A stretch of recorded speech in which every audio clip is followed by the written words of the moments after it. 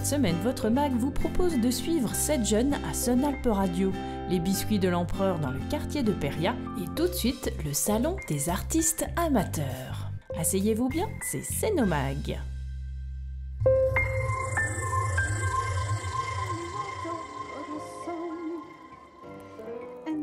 Il fait froid et il neige. C'est une très bonne journée pour aller au Salon des Arts et des Artistes Amateurs à Cap-Aérien. Je suis sûre que je vais vous dénicher des artistes passionnés. Il y en a plein. Allez, venez, je vous emmène. Alors, qu'est-ce que vous faites ? J'ai fait un body painting, comme on dit en anglais, et peinture sur le corps. On fait une petite animation pour offrir à organisateurs. On trouve que ça peut animer un petit peu le salon. J'ai fait aussi les accessoires. J'ai créé les accessoires, comme vous pouvez voir ici. J'ai fait des tableaux. J'ai fait des bijoux. Je suis une petite plasticienne. Multi-artiste. C'est vraiment un plaisir quand je suis dans ma sculpture, je suis dans ma bulle, je suis vraiment moi, et puis il y a des choses qui apparaissent. C'est la surprise des fois. Il y a des personnages comme Monsieur Racine, par exemple, qui apparaissent comme celui-ci, qui apparaissent tout seuls. Il n'y a pas d'idée prévue, quoi. Il n'y a pas de choses prévues d'avance, quoi. Enfin, je ne sais pas comment dire, ça vient tout seul. On fait des paniers, comme ça, des benons, en paille de seigle ou en blache. Et on pratique ça au polyèdre le jeudi de 14h à 21h. On cherche des adhérents qui veulent bien pratiquer la vannerie. On cherche des adhérents qui ne connaissent pas grand-chose. On leur apprend de A à Z. Daniel Buatier vous attend au Polyèdre tous les jeudis de 14h à 21h pour vous enseigner la vannerie. Alors si cela vous intéresse, n'hésitez pas. Pendant ce temps, Françoise Camusso, maire déléguée de Sénaux, faisait aussi le tour des artistes du salon, accompagnée de Joël Deruy-Péradin, maire adjoint à la culture. Ce dimanche 11 février, pour ce 13e salon, une cinquantaine d'artistes de styles très variés ont exposé leurs créations. Vous pouviez trouver des photographies, des tableaux à l'huile, de la laque, du vitrail, de la sculpture sur bois, du chantournage, des doudous et des capsules de champagne collées par notre conseiller municipal Michel Morel. Que d'idées, que de beaux matériaux, que de créativité. La 14e édition aura lieu en février 2019. D'ici là, vous avez le temps de préparer de nouvelles créations.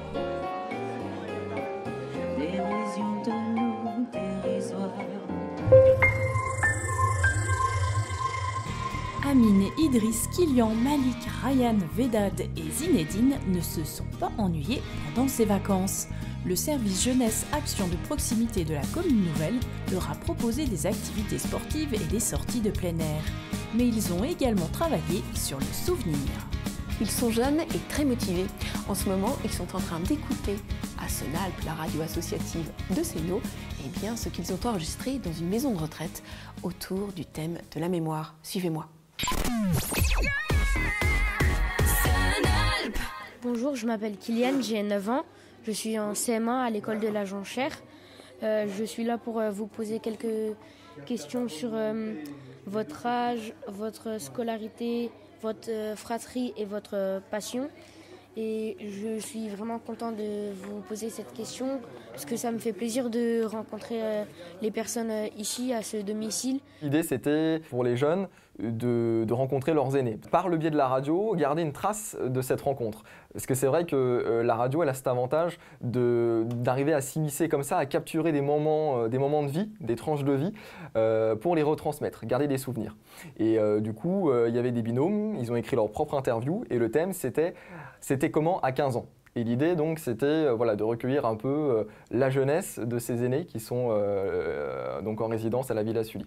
Quand j'avais 15 ans, nous étions encore en guerre. Moi aussi, quand j'avais 15 ans, c'était la guerre et nous avions l'occupation allemande chez nous. Lui, non, il avait les Italiens chez lui, il était en Corse. Là, on en a bavé, hein. C'était pas une époque très drôle. Quand vous avez eu 15 ans, c'était comment ? C'était bien, il y avait de l'insouciance, on ne parlait pas de chômage, il y avait du travail et les parents sortaient de la guerre et ne pensaient qu'à gâter leurs enfants. On avait comme loisir, par exemple, de faire du ski, mais de faire du ski, c'était pas très facile parce qu'il n'y avait pas de roulement de pente encore. Il y avait que ce qu'on appelait vulgairement des tire-fesses. Si on voulait faire vraiment du ski, il fallait faire tout à pied. Monter à pied et après on profitait de la descente. Voilà. Une rencontre touchante pour les aînés de la Villa Sully et pour ces jeunes. Tu as envie de les revoir ? Oui, parce que quand j'ai parlé avec eux, ils m'ont fait chaud au cœur. J'étais content et j'aimerais bien les revoir. En fait, j'aimerais bien y aller pour recommuniquer avec eux parce qu'ils me manquent. J'ai eu des bons souvenirs ce jour. Une expérience à recommencer alors. Voilà. Ouais. Même Geoffrey en garde un souvenir mémorable. C'est qu'à la fin de l'interview donc de Zinedine, la personne âgée nous a dit merci de ne pas nous oublier. Et moi j'ai trouvé ce moment très émouvant et d'ailleurs elle était très émue l'interviewée. Et il y en a beaucoup qui étaient très émus dans tous les binômes qui ont été interviewés. Et je pense qu'effectivement moi je ne m'attendais pas du tout à ça. C'était une belle surprise, une belle découverte. Et je me suis rendu compte qu'ils étaient attachés et attendris de découvrir aussi le parcours de ces personnes âgées. Retrouvez toutes ces interviews en podcast sur le site de sunalp.com. Savez-vous que vous aussi vous pouvez découvrir les coulisses de Sunalp et vous essayer à l'animation ? Sunalp propose durant toutes les vacances scolaires des après-midi découvertes de la radio dès 9 ans. Alors réservez vite pour les prochaines vacances. Plus d'infos sur le site sunalp.com. Le quartier de Péria continue de s'agrandir et de nouveaux commerces ouvrent pour le plus grand plaisir des habitants du quartier. Mais avez-vous remarqué ce salon de thé ouvert depuis fin décembre en face de la Criée ? C'est les Biscuits de l'Empereur, un salon de thé 100% artisanal. Le lieu de convivialité à ne pas manquer dans ce tout jeune quartier. Il y avait une demande sur le quartier de Péria de dépôt de pain, alors pas de boulangerie forcément, mais au moins d'apporter un service et surtout de créer un lieu de rencontre, un lieu convivial. Voilà. Donc moi, mon métier qui était les biscuits à la base, faire que le biscuit, ça me gênait un petit peu ou ça me paraissait trop juste.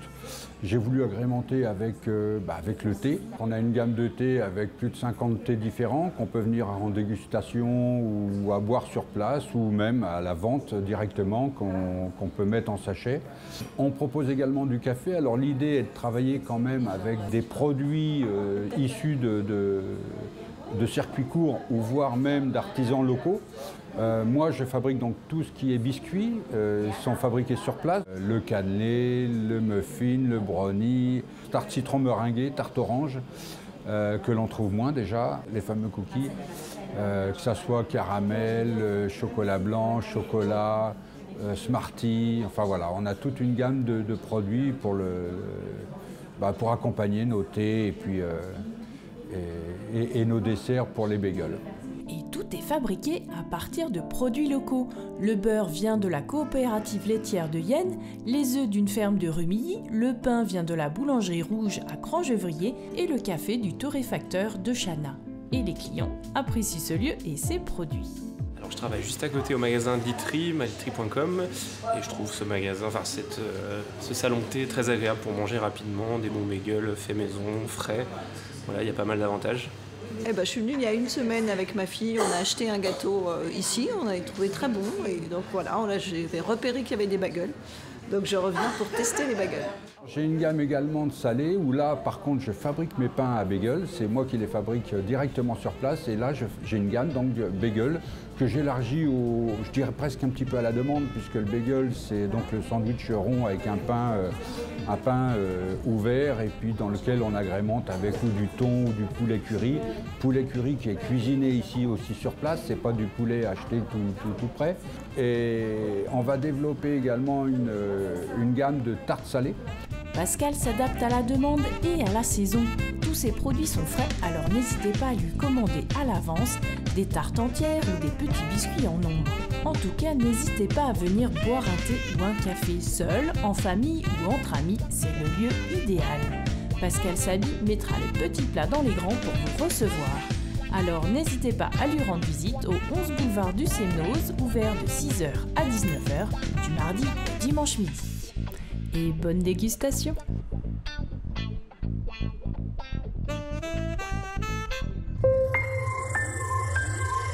Voici l'agenda de vos animations. Cinémino, ça continue jusqu'au 11 mars. Samedi 24, l'Auditorium Céno vous propose à 14h30 Agatha, ma voisine détective, et à 17h30 Lou et l'île aux sirènes.